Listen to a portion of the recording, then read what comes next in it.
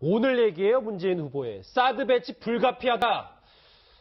전략 수정도 불가피했던 걸까요? 이 4월 북한 위기설이 정치권으로도 번졌습니다. 그 가운데 가장 눈에 띄는 건 문재인 후보의 미묘한 입장 변화인데 오늘 문재인 후보 이렇게 얘기했습니다. 사드는 결국 북한 핵에 대한 대응 방안 중의 하나입니다. 만약에 북한이 6차 핵실험을 강행하고 계속해서 핵 도발을 계속해 나간다면 뿐만 아니라 핵을 고도해 나간다면 그때는 사드 배치가 불가피할 수 있습니다. 예, 입장이 조금 달라진 것 같은데 저희가 저 변화를 정치적 선택이라고 봐야 될까요? 아니면 정말 어쩔 수 없는 필요한 선택이다. 저희가 이렇게 평가를 해봐야 될까요? 지금 문재인 후보로서는 중요한 전략의 기본 축 자체를 재검토해야 되는 상황을 맞았죠. 최근에. 그래서 저는 그런 고려 속에서 나온 것이다라고 보고요. 어제도 제가 말씀드렸지만 앞으로 변수가 한 3가지 정도 저는 있다라고 기본적으로 보는데 보수표의 향배, 그다음에 검증에서 어떤 문제가 나오느냐, 3번째가 지금 외교안보에 우리가 닥치고 있는 이 위기와 관련된 어떤 그런 부분인데 지금 문재인 전 대표, 문재인 후보와 관련해서 제기되는 문재인 후보를 지지하지 않는 사람들이 드는 이유가 3가지입니다. 크게 봐서. 제일 큰 게 안보 문제입니다. 안보에 대한 불안감이 첫 번째예요. 그게 제일 이 퍼센티지가 높고 그 다음이 2번째가 이제 이념과 정체성이 마음에 안 든다. 이게 2번째입니다. 그 다음에 3번째가 어떤 이른바 그 폐쇄성, 패권적 행태 이런 것 부분에 대해서 문제 제기하는 게 3번째인데 첫 번째, 그러니까 안보 문제에 대한 부분이 문재인 전 대표에 대한 비호감도의 거의 절반 이상을 차지합니다, 지금. 소극장님 보셨을 때? 아니, 제가 보는 게 그런 게 아니고 각종 여론조사 데이터에서 나오는 걸 보면 그렇게 절반 정도로 나오기 때문에 문재인 후보 캠프에서 그걸 모르겠습니까? 그렇기 때문에 저는 지금 국면에서 이 안철수 후보의 이런 상승세, 중도 보수의 상승세를 꺾어야 되는 그런 필요성, 그리고 문재인 후보에 대해서 제기되는 비호감도의 핵심은 결국 안보에 대한 불안이다. 이런 관점에서 지금 계속해서 안보 문제에 대해서 이슈를 계속 제기를 하고 있는 것이고 거기에 대해서 조금 더 과거와는 다른 조금 더 분명한 입장을 보이면서 태도를 지금 바꿔가고 있는 것이죠. 저는 앞으로도 계속해서 이런 노선을 그대로 취해갈 가능성이 굉장히 크다라고 봅니다. 시간대별로 보면 지난해 7월에는 국익으로 봤을 때는 사드가 득보다 실이 많다고 했고 오늘은 불가피하다. 이런 얘기를 했어요. 과거 대선 전국에서 문재인 후보가 이 사드 배치에 대해서 모호한 입장을 취했었던데 그 목소리 한번 듣고 오실까요? 다음 정부로 넘겨서 다음 정부가 국회 비준 절차와 외교적인 노력을 더해서 합리적인 결정을 할 수 있게 해줘야 합니다. 저는 이 문제를 외교적으로 해결해서 안보와 국익을 함께 지켜낼 보관과 자신을 갖고 있습니다. 그러면 저 전략이 성공할 수 있을지가 관건이네요. 사실상 이게 지금 갑작스럽게 변화했다라고 지금 표현들을 하는데 갑작스러운 변화는 아닌 것 같아요. 왜냐하면 자 문재인 전 대표는 사실은 이 중도 확장이라든지 이런 부분을 신경 안 쓸 수가 없어요. 5년 전을 돌아보면 뼈아픈 패배가 중도였거든요. 탁탁 털어서 51대 49. 그러면 2%포인트의 중도를 놓쳤다라는 진짜 5년 동안 그 생각만 했을 거예요. 그러면 이번 선거에서 아무리 다자구도든 또 보수 진영, 양 진영이 아닌 어떤 상황이든 다시 중도를 잡지 않으면 안 된다는 그런 생각을 안 했겠습니까? 문제는 언제였느냐는 거죠. 언제 이거를 이 사드 문제라든지 이런 안보를 조금 더 보수적으로 좀 더 중도 보수를 향해서 가느냐. 그런데 시기를 조금 놓친 거예요.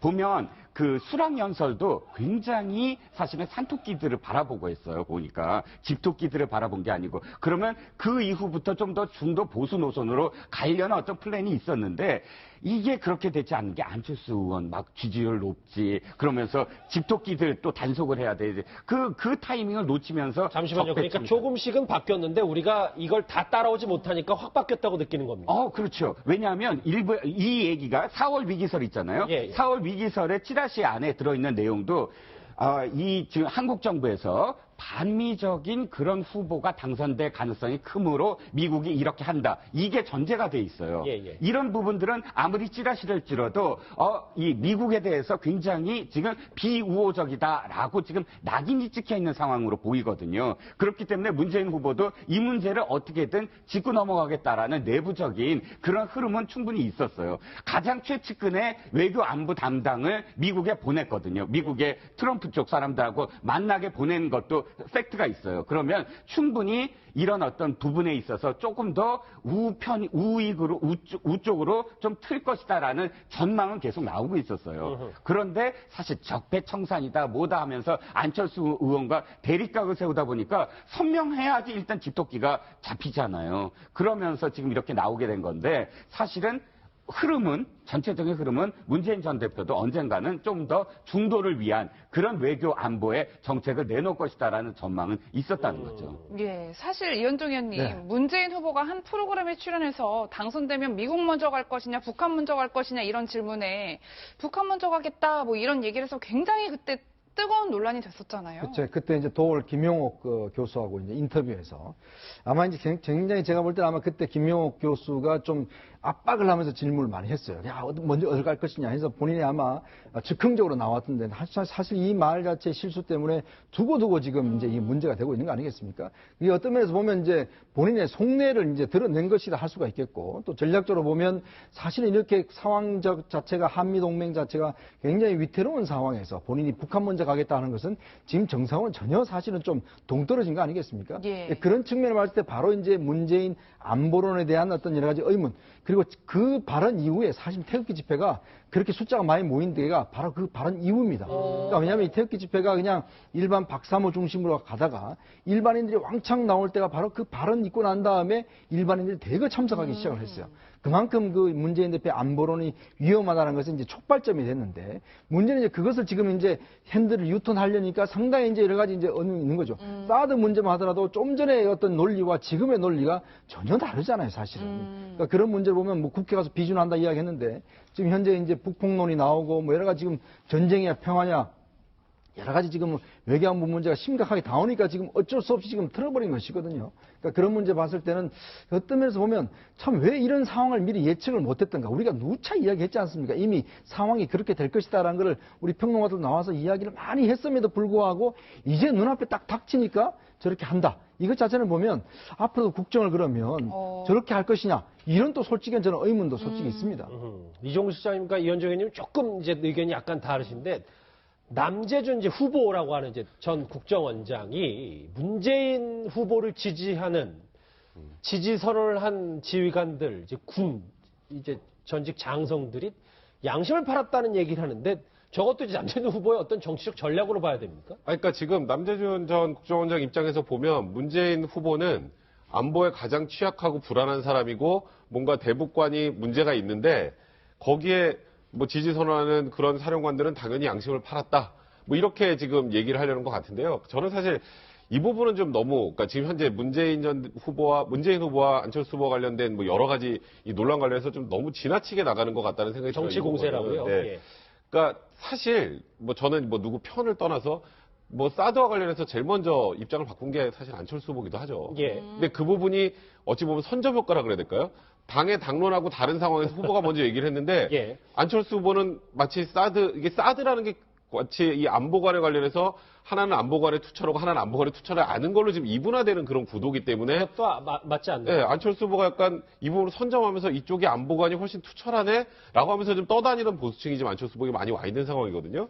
그러니까 지금 문재인 후보 입장에서도 아까 말씀하셨던 것처럼 과거에는 어쨌건 다자구도로 가게 되면 내 집토끼만 확실하게 잡아도 충분히 당선이 가능하다고 생각했으나 갑자기 예상외로 지금 뭐 중도 보수층이 안철수 후보에게 쏠리면서 지금 갑자기 이런 상황이 됐기 때문에 문재인 후보 입장에서는 굉장히 좀 억울한 측면도 분명히 있을 거다. 그러니까 문재인 후보가 확 바꾼 게 아니라 문재인 후보 서서히 바꿔왔는데 확 바꾼 안철수 후보가 마치 계속 일관된 정책을 표한 것처럼 지금 이렇게 묘사가 되고 있는 것은 좀 억울한 측면이 있을 네, 것 같아요. 그런 부분은 있어요. 그러니까 아까 북한에 먼저 가겠다는 그 부분도 사실은 정확한 워딩을 보면 북핵 문제를 해결할 수 있다면 먼저 북한에 갈 수도 있다. 이게 정확한 워딩이거든요. 그렇죠. 예. 그런데 이제 뭐 마치 그냥 무조건 북한에 먼저 가겠다고 얘기하는 것처럼 그렇게 많이 알려진 부분이 있단 말입니다. 예. 왜 이렇게 됐냐면은 그러니까 문재인 후보의 어떤 메시지를 전달하는 방법이 약간의 모호성이 있는 거예요. 그러니까 이런 부분에 대해서 질문이 나왔을 때 아주 확실하게 그 북핵 문제를 해결하기 위해서는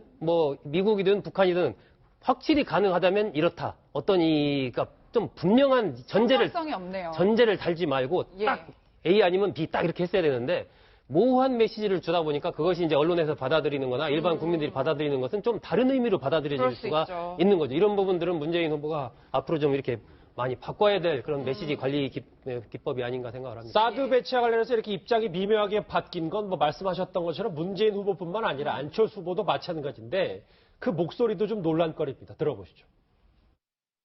사드 문제는 상주 국민들이 동의하지 않았기 때문에 조합상해야 되는 거 아닌가요? 지금 오래된 역사 문제입니다. 우리의 정말 슬픈 살아있는 역사입니다. 그런데 그 중요한 그 과정을 당사자들과 어떠한 상의도 없이 했다는 데 대해서 문제 제기를 하는 겁니다. 사드 문제 동의가 안 된 거 아닌가요? 취재진이 사드 질문을 했는데 안철수 후보가 이제 입을 다물고 그냥 그 특유의 입을 앙 다물고 이제 그냥 떠났어요. 이종훈 실장님. 이게 입장이 되게 곤란할 거예요. 이유는 한 가지죠. 당론이죠. 아하. 당론이 이미 그 사드 반대로 당론이 확정이 돼 있는 상태예요. 그리고 사실은 그 안에 같이 경쟁을 벌였던 천정배 의원이라든지 또는 경쟁은 안 벌였지만 정동영 의원이라든지 이런 축은 굉장히 진보적이에요. 완전히 뭐 지금 더불어민주당에 있는 소위 386 보다 더 진보적인 그룹들이 함께 지금 연합해서 국민의당이라는 정당을 지금 갖고 있잖아요. 지금 하고 있잖아요. 그런데 이런 당론을 이와는 배치되게 후보가 지금 나는 반대다 아니 나는 이제 찬성이다라고 돌아서서 뭐 이야기를 하니까 이게 조율이 안 된 상태에서 자기가 세게 나갈 수는 없잖아요. 그런데 어느 정도 물밑 조율은 됐나 봅니다. 박지원 당대표 오늘 아침에 라디오에 나와서 그 문제와 관련해서는 우리 당의 대통령 후보가 그렇게 이야기했으므로 당론으로 그걸 수정할 수 있다 이렇게 한 발 물러섰어요. 그러니까 일단은 지금 안철수 후보를 지금 뭐 지원하는 그런 모양새입니다. 그게 어떻게 소프트 랜딩에서 연착륙해서 정말 국민들에게 설득력 있게 그게 이 화합이 될지는 모르겠습니다만 그럼에도 불구하고 안철수 후보 일관성이 없다라는 이야기를 아마 끝까지 들을 것 같아요. 두 사람 다 마찬가지죠. 예. 이현정 의원님, 네. 박지원 대표가 당에서 검토하겠다 이렇게 얘기하는 걸 보니 집토끼들 나갈 염려하지 마라. 내가 잘 다독일게. 안철수 후보는 뭐 꿈을 펼쳐라. 뭐 이렇게 저희가 해석을 하면 될까요? 일단 뭐 역할 분담을 좀 하는 것 같습니다. 그러니까 박지원 대표 입장에서 보면 지금 이제 사드 문제 같은 경우에 지금 특히 이제 여기 북한 관계 또 북한의 지금 핵실험 준비를 하고 있는 상황 아니겠습니까? 이제 그런 상황에서 지금 트럼프 행정부가 지금 북폭을 한다, 뭐 4월 27일 한다, 뭐 이런 썰까지 나오고 그렇죠. 할빈 스노가 지금 전진 배치되고 있는 이런 위급한 상황에서 사실 어떤 당의 이 중도 보수층에 안정감을 줘야 되지 않습니까? 근데 제일 문제는 뭐냐면 사실은 이 국민의당에는 해변론자들이 많습니다. 사실 그러니까 박지원 대표를 비롯해서 정동영, 천정배 이런 분들 같은 경우는 아직 오래주자인 박지원 대표가 내가 알아서 하겠다라고 이야기를 했기 때문에 예. 저는 아마 당론이 바뀔 거예요. 왜냐하면 이미 주승용 원내대표나 이런 분들이 한번 바꾸려고 했는데 결국 해변론자도 반대 때문에 못 바꿨거든요. 근데 지금 상황에 사실 당론을 안 바꾸면 뭐 거의 대선을 안 하겠다는 거하고 똑같은 이야기가 예. 돼버리니까 어쩔 수 없는 측면에서 본다면 안보 노선에서만큼은 일단은 이제 우편향 쪽으로 지금 계속 갈 수밖에 없다. 그 아마 현실을 뭐 인식을 하는 것 같습니다. 지금 이제 안보 얘기를 쭉 하고 있잖아요. 근데 문재인 후보가 사드 배치 불가피하다 이 말 말고 오늘 오전에 여러 가지 이제 북한 이슈들이 좀 나오니까 오자 후보 안보 회의를 열자고 이렇게 제안을 했었습니다. 그 제안에 대해서 오늘 임진강을 방문한 홍준표 후보 이렇게 맞받아쳤습니다. 들어보시죠. 쇼입니다. 그런 정치 쇼에 나는 안 넘어갑니다. 사드 배치하고 전술핵 재배치하는 것을 하겠다고 약속을 해야지. 그렇지 않고 국민들 상대로 안보 정치 쇼를 하려고 하는데 거기에 우리가 갈 이유는 없습니다. 소국장님, 쇼니까 안 간다고 하는데 뭐 아예 안 가는 거예요. 홍준표 후보로서는 사실 아쉽죠. 왜 그러냐면 지금 안보에 대한 이슈를 선점당한 거거든요. 어떻게 보면 문재인 후보한테. 문재인 후보가 5+5 긴급 안보회의를 갖자. 그러니까 5당 대표와 5당의 대선 후보들이 같이 국회의장과 모여서 이 긴급한 안보 현안에 대해서 좀 논의하고 대책을 마련하자라는 얘기를 문재인 후보가 했단 말입니다. 이 부분은 문재인 후보로서는 저는 이슈를 상당히 빠르게 잘 잡아간 거다. 지금 그렇게 보고 있는데. 저거는 문재인 후보의 신의 한 수다. 그렇습니다. 굉장히 잘 잡아간 것이고, 아까도 제가 말씀드렸지만, 왜 그러면 안보에 대해서 지금 문재인 후보에 대해서 사람들이 갖고 있는 비호감의 가장 큰 원인은 안보에 대한 불안감이거든요. 그러니까 그거에 대해서 적극적으로 지금 깨나가는 행보를 하고 있는 것은 문재인 후보 캠프에서 전략적으로 잘 대응하고 있는 것이다라고 저는 보는데, 반대로 홍준표 후보 입장에서 본다면, 예를 들면 홍준표 후보가 지금 저런 이슈를 막 치고 나가야 되는 그런 상황에서 오히려 문재인 후보의 제안이 먼저 나온 겁니다. 그러니까 정치쇼 하지 말라고. 그러니까 이제 홍준표 후보로서는 정말 강하게 비판을 할 수밖에 없는 건데, 아마 좀 홍준표 후보 캠프나 홍준표 후보로서는 조금 아쉽지 않을까, 뜨끔하지 않을까 하는 그런 생각이 듭니다. 예, 특히 이렇게 외교 안보에 대한 각 후보의 태도를 살펴보니까 선거가 가까워져 올수록 각 당이 어쩌면 큰 틀에서 굉장히 비슷한 공약들을 내놓는다, 뭐 이런 생각이 좀 드는 것 같아요. 그렇죠. 이게 이제 나중에 되면요, 공약이 다 비슷해집니다. 그러니까 이게 또 왜냐하면 이게 딱 해보면 어느 게 좋다, 뭐 이런 거 있잖아요. 뭐 일자리 같은 경우도 뭐 일자리도 몇만 개 만들겠습니다. 왜 이런 것들 다 비슷하게 내놔요. 그러니까 차별화가 되지 않는 거예요. 우리가 정책 검증이라고 하지만 실제로 우리나라 정당들이 보면 기본적으로 좌우 이런 구분 없이 그냥 좋은 거는 막 쏟아내놓습니다. 예. 나중에 이제 감당도 못하면서. 예. 그러니까 그러다 보니까 결국 차별화가 안 되는 거예요. 안보 문제 같은 경우도 지금 어떤 면에서 보면 이런 상황 우리가 예측을 다 했지 않습니까? 그럼에도 불구하고 서로 하다가 지금 보면은 똑같은 길로 다 가버리잖아요. 그렇네요. 그러니까 그런 면에서 볼 때는 이런 문제를 좀 더 미리 알고 대처하는 좀 유능함이 정말 없는 것들이 굉장히 아쉽고 지금 국민들 불안하거든요. 그렇죠. 그런 측면을 봤을 때는 제가 이 홍준표 후보 같은 경우 좀 이야기 드리고 싶은 게 집권 여당이었잖아요. 좀 전만 하더라도 그렇죠. 대통령 있을 때. 그러면 집권 여당이 뭐겠습니까? 그래도 뭔가 좀 보듬어안고 그리고 큰 방향을 설정해야 되지 않습니까?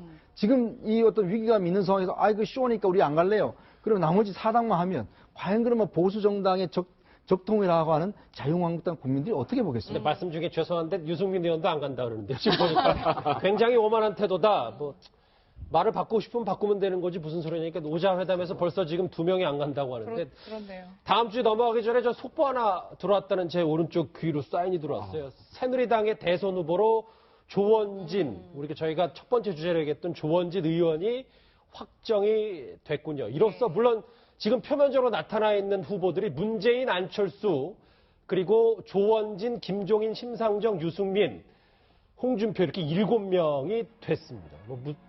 무소속 김종인 후보 말고는 이제 6명은 다 이제 당적이 있는 건데요. 일단 확정이 됐습니다. 이거에 대해서는 뭐 덧붙일 말은 뭐 없으실 거라고 생각을 하고 일단 새누리당 대선 후보로 조원진 의원이 확정됐다는 소식을 한번 전해드렸습니다.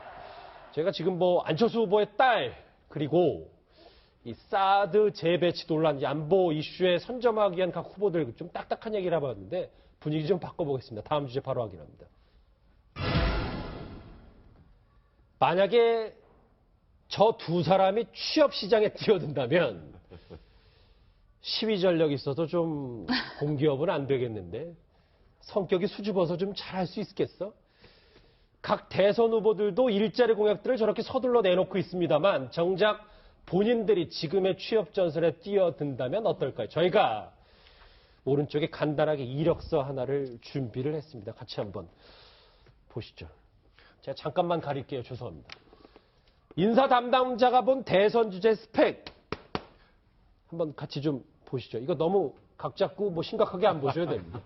이분들은 벌써 취업을 했으면 30년 전에 했겠는데 전공들도 더 좀 출신 학교도 나와 있고 학점들을 봤는데 일단 문재인 후보는 공개를 안 했어요. 예. 갑자기 안철수 후보가 몸무게가 키를 공개 안 한 게 갑자기 생각이 나는데 학점도 이렇게 쭉 나와 있는데 요즘으로 따졌을 때는 좀 낮은 편이잖아요. 그렇네요. 이 학점이면. 여기 보면 자격증도 있고 이런 얘기가 쭉 있어요. 일단 하나씩 포인트 잡아서 살펴볼 텐데 먼저 백 변호사님. 네. 이게 보니까 문재인 후보가 과거 시위 경력이 있어서 공기업 취업은 힘들다라는 게 인사 담당자가 본 평가입니다. 그러니까 지금 문재인 후보가 만약에 지금 어린 나이에 저 스펙 가지고 취업을 한다면 근데 사실 과거의 시위 경력은 그렇게 크게 의미는 없을 것 같긴 하나 그래도 공기업보다는 지금 변호사 자격증을 가지고 대기업에 들어가는 것, 대기업 법무팀장 이런 것도 괜찮을 것 같고요.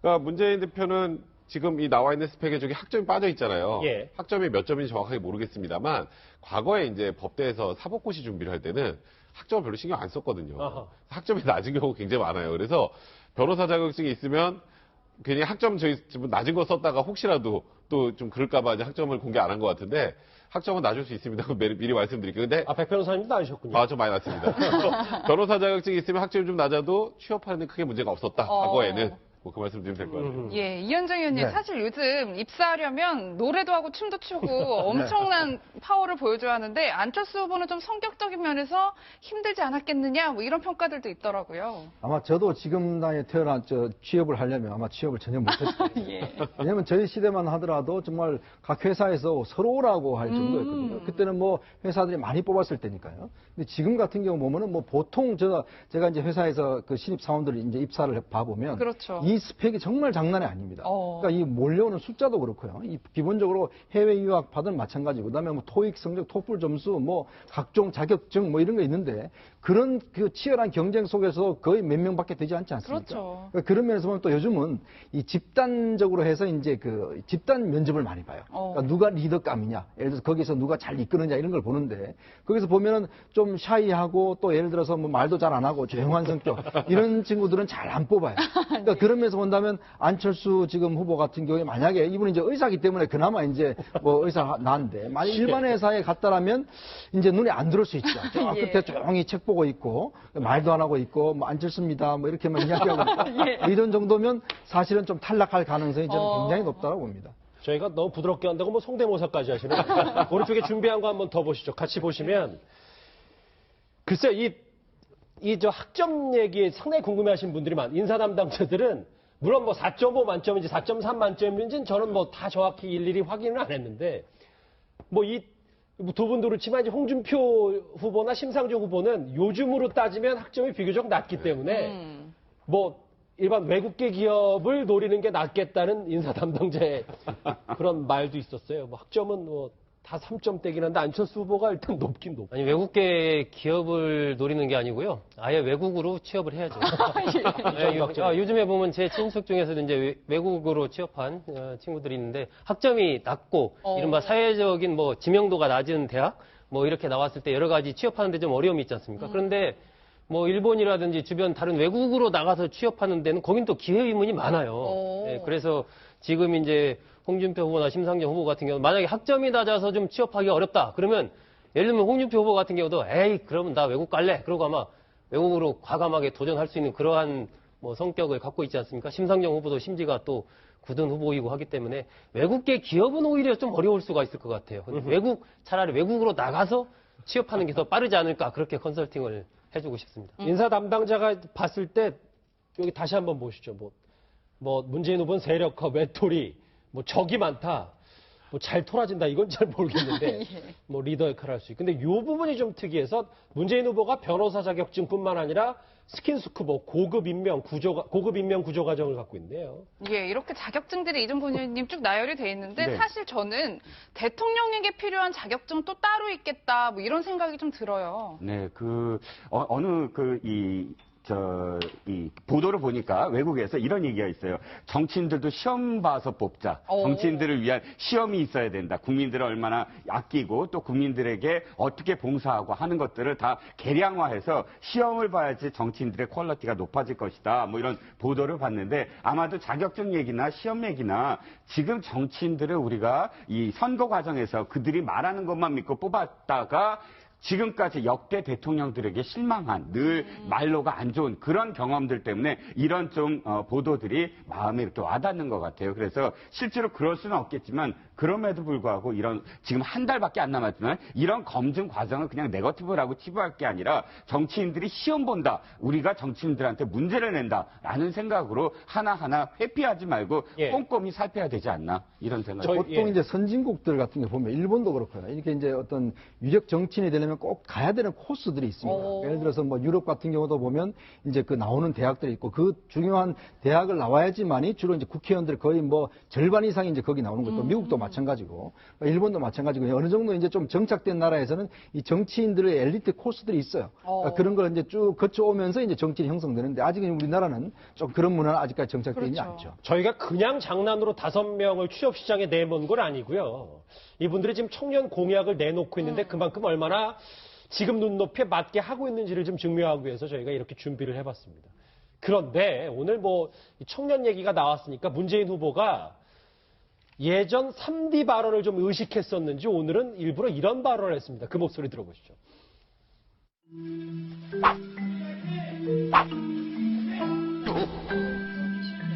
기업 스스로 통신비를 인하하도록 주도하겠습니다. 각 기업은 4차 산업혁명과 지식정보화 사회에 대비하고 있습니다. 차세대 오지 통신기술을 오지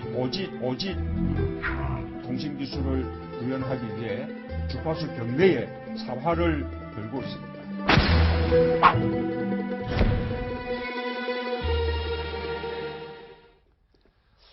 항의성이겠죠. 자기가 하도 3D, 3D 논란이 있으니까 그냥 오지라고 뭐 이렇게 한 건데 그런데 백 변호사는 표정을 봤을 때 또 아예 그냥 또 장난 같진 또 않고요. 저기서 좀 웃으면서 하셨으면 훨씬 괜찮았을 것 같은데, 그러니까 사실 나는 원래 3G, 5G 이렇게 얘기해. 이 얘기를 하고 싶으신 거잖아요, 어찌 보면. 예. 그래서 일부러 저기서도 이건 일부러 5G라고 읽은 것 같습니다. 그러니까 나 원래 다 안다. 아는데 일부러 그랬던 거야. 근데 좀 웃으면서 하셨으면 좀 좋지 않았을까 생각이 드네요. 5G 얘기까지 오늘 또 각 후보들의 딱딱했던 얘기와 가벼웠던 부드러웠던 얘기까지 쭉 이어봤습니다. 여러분은 지금 뉴스 특급과 함께하고 계십니다.